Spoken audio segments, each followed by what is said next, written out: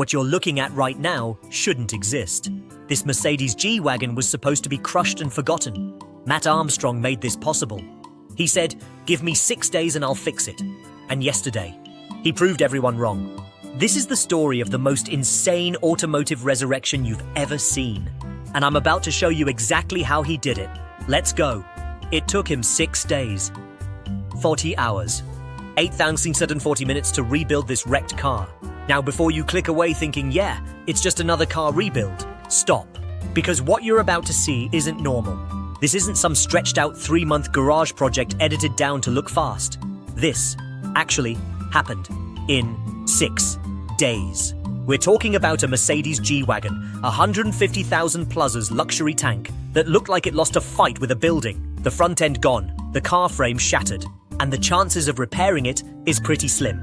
But here's what makes this different. Matt didn't just rebuild it. He documented every single day. No editing tricks, no 3 weeks later time jumps. Just pure unfiltered chaos and genius happening in real time. So here's what we're doing. I'm breaking down this entire build day by day, hour by hour. The disasters, the victories, and the moments where it almost fell apart. You ready? Let's dive in. Look at this car. Take a very close look at it. The entire front clip is gone, not damaged, not bent, gone, like someone took a giant hammer and just erased it from existence. The fenders are crumpled like aluminum cans. The doors don't close. The hood looks like modern art, and not the good kind. But here's where it gets truly scary. The frame is wrecked. G-Wagon isn't a unibody car. It's got a proper chassis, a ladder frame, the kind of construction that's supposed to survive anything even took a hit. Now most people, and I mean 99% of people, would look at this and walk away. Because fixing this isn't just expensive, it's also time-consuming. It's the kind of project that can drain your bank account, destroy your sanity, and still not run at the end. This is why insurance companies exist. They look at damage like this, do the math, and say, let's give you money for a new, this one is gone forever. They're not being lazy. That's them being realistic. But Matt Armstrong doesn't do realistic. He does the impossible. Because while everyone else sees a write-off, he sees a challenge. And not just any challenge. A 6-day, do-or-die challenge that would make most professional shops laugh you out the door. Think about what you've done in the last 6 days. Maybe you went to work, hit the gym a couple times, watched some movies, or probably had a lazy Sunday. But Matt took his time to rebuild this G-Wagon. So how do you even start something like this? Here's what separates amateurs from professionals. Planning. Most people would grab a wrench and start randomly unbolting things, hoping they figure it out along the way. That's how you end up on day 5 with a pile of parts and no idea how they go back together. Matt's approach is controlled chaos. Everything comes off strategically. Every bolt, every clip, every connector gets removed in a specific order because on day 6, it all has to go back together the exact same way. Watch this. As parts come off, they're being sorted, labeled, assessed. What's savable? What's trash? What needs to be ordered right now because it'll take 3 days to arrive? This is the part nobody talks about. There's no big reveal here, no satisfying transformation. Just hours and hours of dismantling, documenting, and discovering new problems. And oh, there are problems. The radiator support is twisted. The suspension components is trashed. The wiring harnesses are cut and damaged. Every time something comes apart, it needs to be added to the shopping list. And here's the critical moment, the frame inspection. Because if this frame is bent beyond repair, the project is over. You can replace every panel, every part, every component, but if the frame is cooked, you're building on a foundation of failure. Matt gets underneath, he's checking, looking for any sign that this hit compromised the structural integrity beyond what's fixable. And the verdict shows that it's repairable. It is damaged? Yes. It'll need work, absolutely, but it's not a death sentence. The project is alive. By the end of day 1, Matt knows exactly what he's dealing with. Every damaged component is documented. Every replacement part is identified. The order is placed, overnight shipping, express delivery, whatever it takes.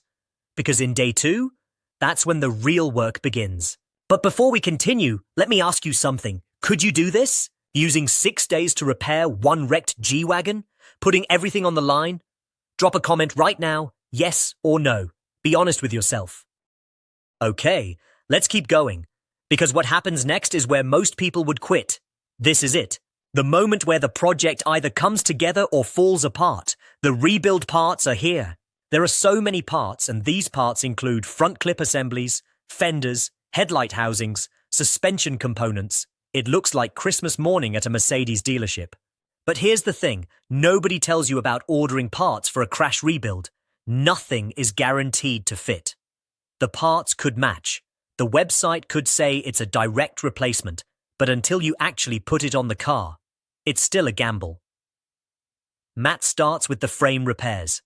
Because you can't build a house on a broken foundation, and you can't rebuild a G-Wagon on a damaged frame. This is precision work happening at speed. Frame rails need to be straightened, reinforced, and welded. And it all needs to be perfect, because if this is off by even a few millimeters, panels won't fit, doors won't close, and the whole thing drives crooked.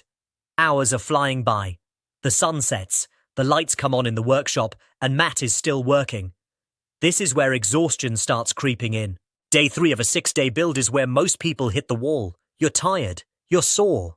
You've been breathing paint fumes and welding smoke for 48 hours straight, but quitting isn't an option. He puts the new fenders on. They don't fit perfectly. They never do on a rebuild like this. So it's adjust, trim, adjust again. Massage them into place. Millimeter by millimeter until the gaps are even and the lines are straight. The headlights, which are quite expensive, complex assemblies, get installed. And on a modern G-Wagon, these aren't just lights.